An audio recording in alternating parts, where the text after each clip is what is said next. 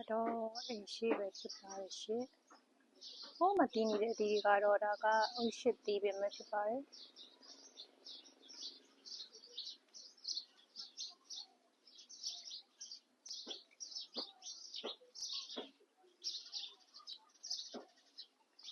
ဒီပင်ကတော့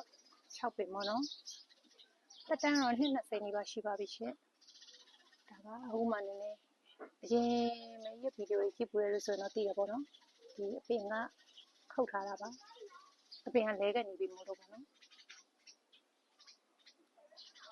တော်တော်လေးသိပါတယ်သူက။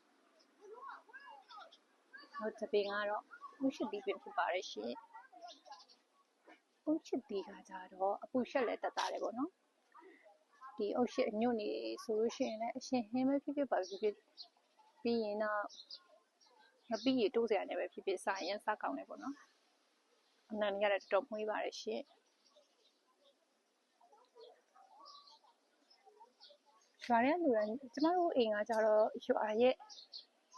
အဝင်မှာရှိတာပေါ့နော်ပြီးရင်လမ်းဘေးမှာလည်းရှိတာဆိုတော့ဒီအုတ်ရှစ်သီးပင်ကိုဆိုလို့ရှိရင်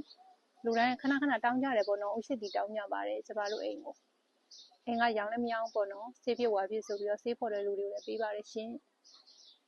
ပြီးရင်နောက်ထပ်အပင်ကတော့မလကာပင်မရှိမကလာပင်တော့မရှိတော့ဘူးနော်သူ့အချိန်မဟုတ်တော့တုံး